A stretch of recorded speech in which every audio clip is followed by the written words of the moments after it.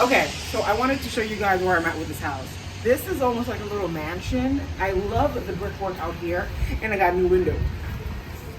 You know how expensive new windows are? Come on, I want to show you.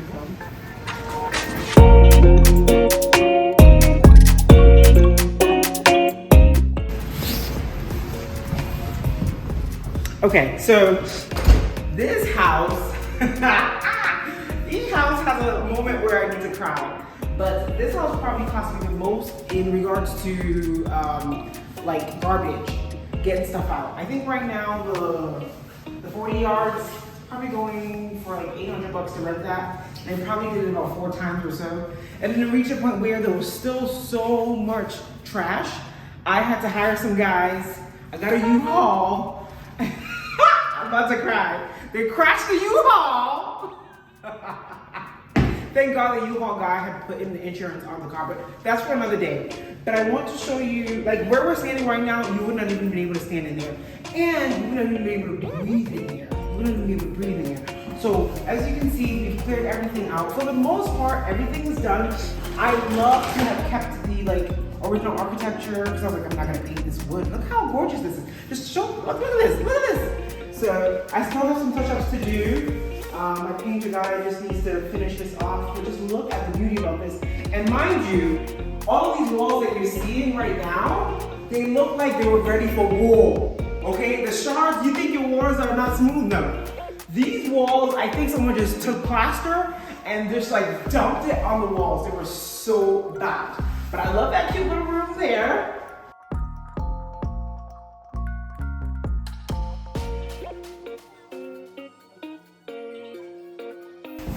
Let's go see what's upstairs. A big thing about this house really that has turned it to looking so beautiful, I think, are the windows. They have the old original LED windows. Oh my God. I had to go through inspections one day and see, I get that. Look how big that is. I had to go through a LED inspection program thing. Tell me how the man literally stopped in the middle of it. And he said, Rosie, you need to get this place properly cleaned, and like the whole pest infestation thing process, that's another few grand before I come back. That means stop in the middle of the inspection, okay? That was how bad this place was infested with mice or rats or roaches or whatever it might be. It was so bad. Okay, so we still, like I said, have to finish all the flooring and the wood here, but come on.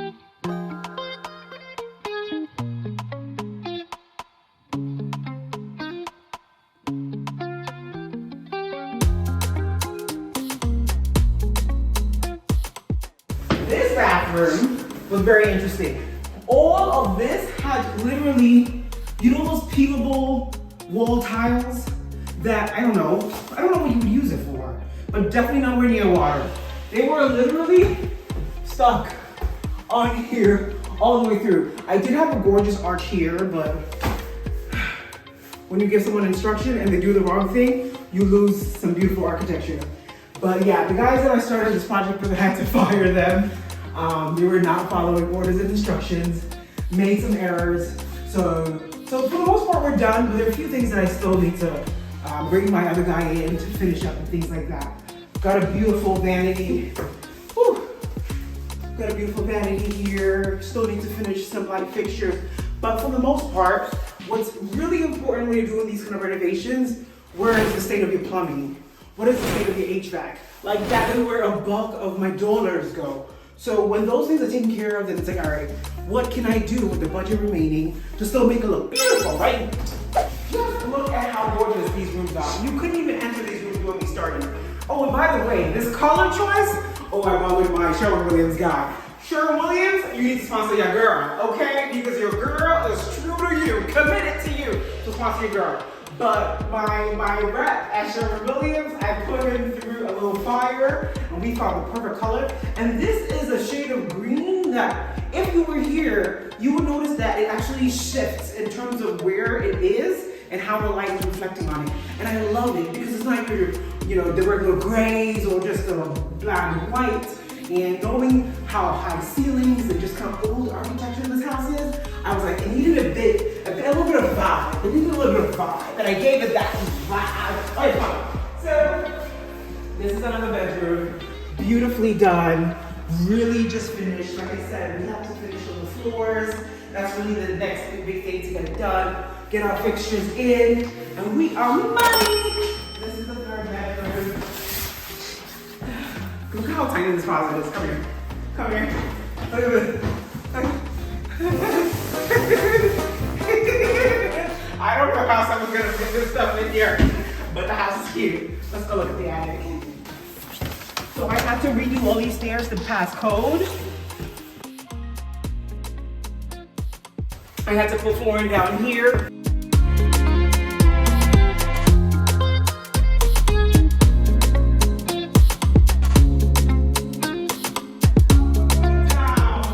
Okay, here was a bit of a challenge. I wish, anytime I come on projects, I get so excited and I want to do, right? I'm like, lift up the space, give me more ceiling height. But let's be real, it's an investment. You have a budget, your numbers don't lie, and you can't play around with that. Oh, and I learned one of the major things I've learned in real estate so far. I'll tell you later. Okay, so these were so bad, literally like the ceiling was falling down, okay? Holes on holes, things from inside that you don't ever even see were coming down. It was so bad, but this newer guy who's still with me, when I hired him, he took one look, no problemo, okay? And it has become, seriously, no problemo. So I love it up here. It creates us a beautiful, chill space or an extra bedroom. Typically, I love to have at least 4 bedrooms in a home. It works for my business model. So when I find an attic space where it can easily be converted into a bedroom, you want to take advantage of that. Come on!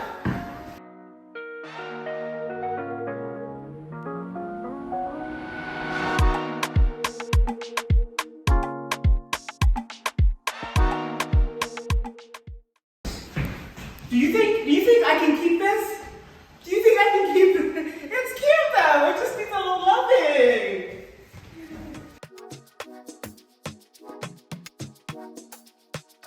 Okay, so aside from our flooring, you've seen some of the paint touch-ups that needs to happen. Electrical switches just need to go down and we should be good to go. And then my kind of last project to pull through is the kitchen. If I find a kitchen that's in as good shape as this, I actually didn't fully think it would be standing, but it's standing because the state that this kitchen was in, I wouldn't even want to, it wouldn't have been safe for me to touch it the way I'm touching it right now. That's how bad, unfortunately, the state of the home was. So this looks like, it's standing strong, it's not shaking. So what do? I look for ways to be able to renew and revive it. A deep clean, okay? Updating this, a paint job will really be the best way to go with this. Because once again, you gotta think, what is the end goal, right? What is the purpose for this project? This would have been a great sell, but it's in a community that I really like. It's in a community that, we've got a few other properties in, and it would be good to keep in the portfolio. And so I said, how do we just revive this and make it look gorgeous? So we're gonna go ahead, fix what needs to be fixed, and get it, who's mad doing some? No, that looks like a seat. Anyway, fix what needs to be fixed, give it some good painting, and revive it. This actually is a new sink that was just put in, but I wish they didn't put it in yet because I love to epoxy countertops. That's like my little specialty. If you want to learn, that's why we need to do a video about my little epoxy side gigs. Because the way I epoxy countertops and my tenants literally fall in love, and it makes them it gives them the feel of just like a luxury space. Perfection. So I'll probably do this here as well as we kind of wrap this up. Here is the challenge. The refrigerator used to be here. Tell me what you think. Would you still keep the refrigerator here? The problem is it completely took away the clearance out here, okay? And these hips need some space, and I'm a good reference on that. And I was like, wait a minute, I'm a little shimmy when the refrigerator was here. So would you keep it here, or would you shift it down here? Now, once again, you have to consider your budget, right? When you turn this way, you will notice that there's a beautiful, almost second room or pantry in here. There are these walls that kind of create a bit of a separation from the kitchen to this area. I would have knocked this down, extended this out a bit because the stove was here, right? And the refrigerator was back there. That's a bit of a conflict. You want to have a uniform kind of working space going. So, didn't have the budget to knock these walls down or extend this out and create the vision that I want. So I said, why don't bring the refrigerator here and maybe get like a rolling island or something like that to complement it. And go ahead and build in some shelves down here so it'll also increase the storage space, okay? What do you think about my plan? Let me know. Let me know, let me know, let me know.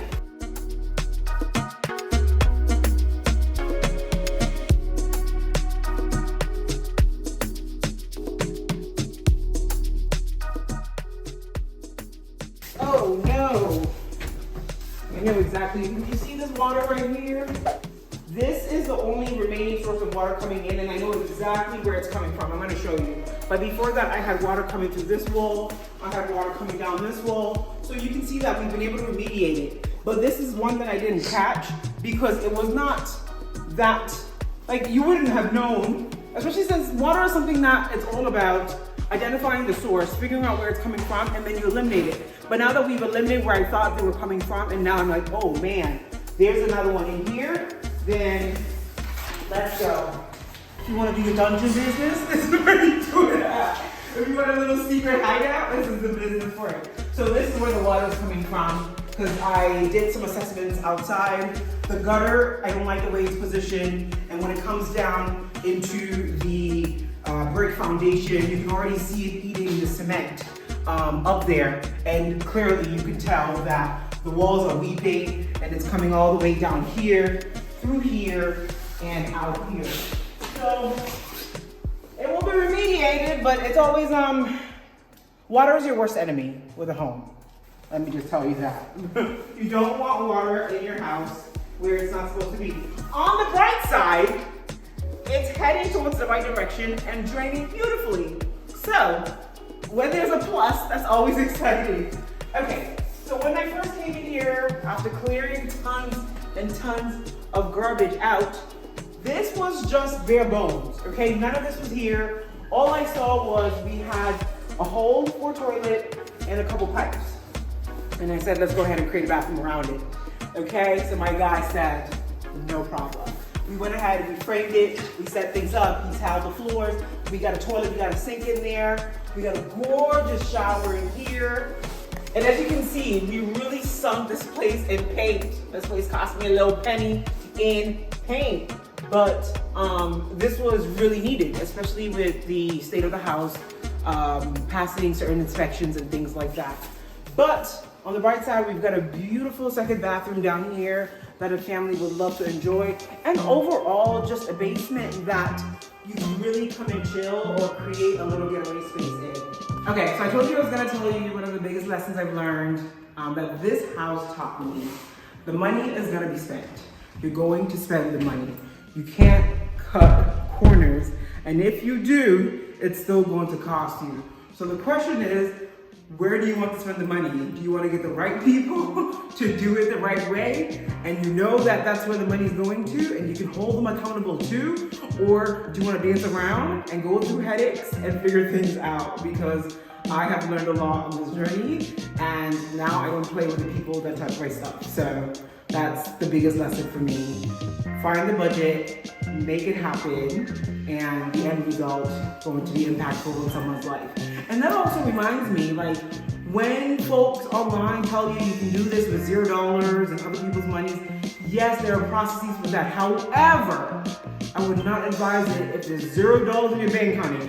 Let's watch another video. Maybe I can teach you how to at least amp up your your monies so that you can be well prepared to be able to do it in a way that you won't just get stressed, right? And the numbers still make sense. Because at the end of the day, you don't play around with the numbers don't play with you.